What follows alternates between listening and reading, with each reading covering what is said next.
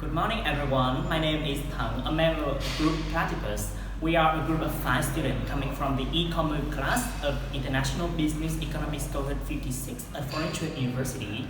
And for this class, in the case study section, we choose to analyze the case eBay evolves because we do believe that eBay was the first auctioning site and has been one of the most successful e-commerce companies in this world, and we can learn a lot from their business model. For the case study section, I will show you the outline of our presentation. First of all, we will summarize the selected case study. After that, we will identify some problems or issues that the company are currently faced and our suggested solution to their problems.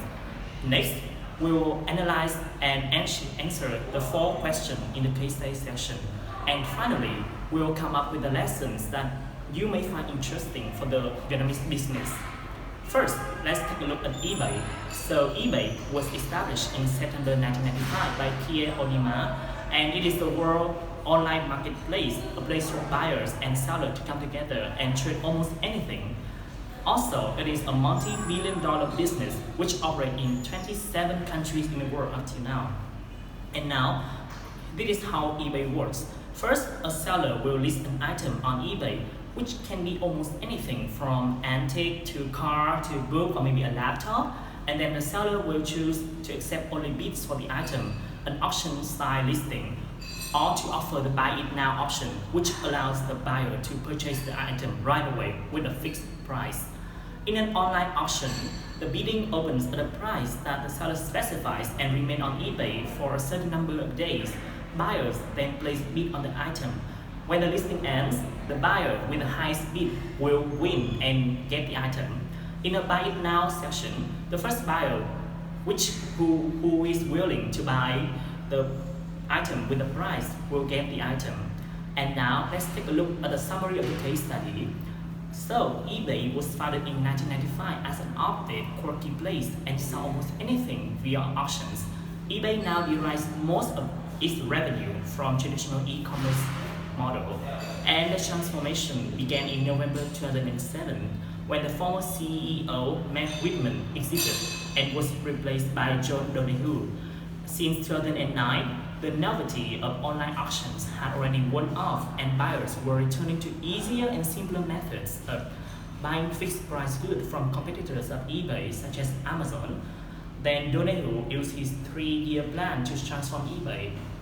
First, eBay began to resemble an outlet mall, and also they partnered with retail chains to simply serve as another channel for current merchandise. Small sellers were encouraged to shift away from the auction format and move toward the fixed price sales model, and the fee structure was adjusted. Listing fees for fixed price sales were lower, and improvements were made to the search engine. And now, another teammate, my team, Wang, will analyze the rest of the case. Yeah, thank you. Hello everyone, so I will continue Thang's presentation about the case summary. So, about eBay, the growing pains during this period included increasing complaints from sellers about excessive fees and eBay favoritism toward big retailers. This led to continuously lowering stock price. The company bought PayPal in 2002. This acquisition was the key to eBay endurance through the lean years.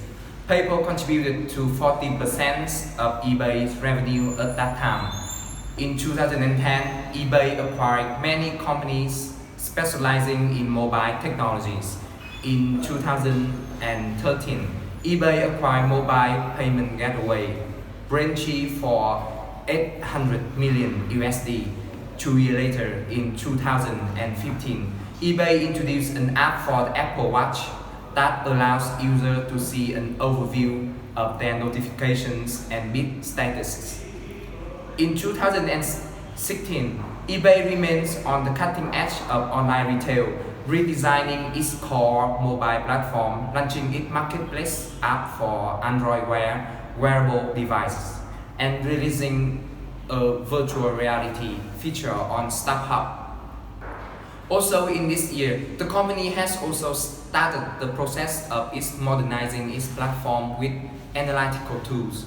eBay has been through some challenges, and the biggest scandal happened in 2014 when eBay became the victim of a hacking attack that compromised the information of nearly 150 millions of its customers.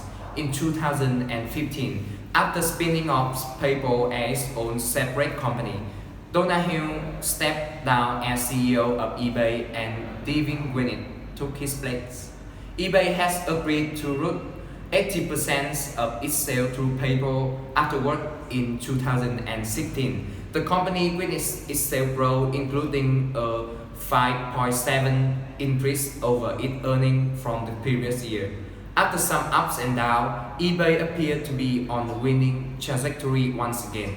So, for the next part, how the problem and issue of the company face will be presented by Huy Phương, my teammate. Okay, so after Quang presentation, I will present about the problems and the issue the company face.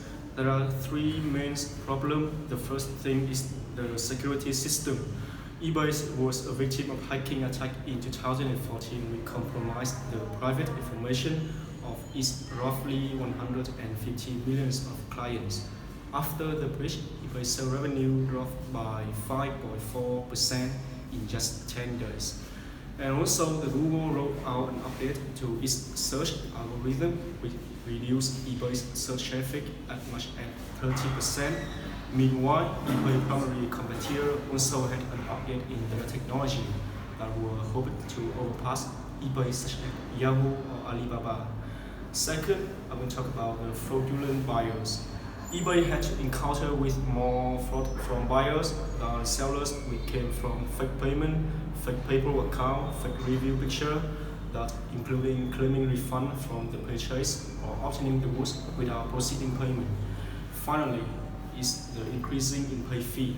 According to the latest update of May 2016, the new rules for fee were implemented and is consequently impacted on the increase in fee by $12 in basis per quarter and $30 per quarter in premium stock. Therefore, the new policy on fee affected negatively on its customer. And how can they solve the problem? For the first problem is the security system. eBay must have a development in its security technology immediately. It attempts to compete significantly with other profile companies and protect the benefits of its clients. Second is the fraudulent buyer. eBay should require its client to provide their exact addresses and phone numbers. Moreover, eBay should promote buyer protection policies. And finally, increasing pay fee. How can eBay solve the problem? eBay must modify its fee structure to attract more sellers by decreasing pay fee as well as increasing commission for them. And now I will answer the case study question by.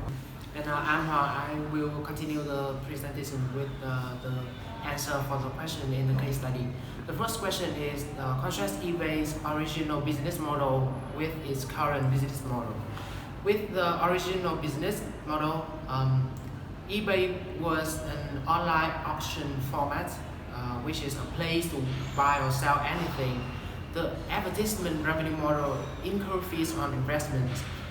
Transaction revenue model has high listing costs and low sales commissions, whereas the current business model of eBay has a fixed sales price with a variety of services.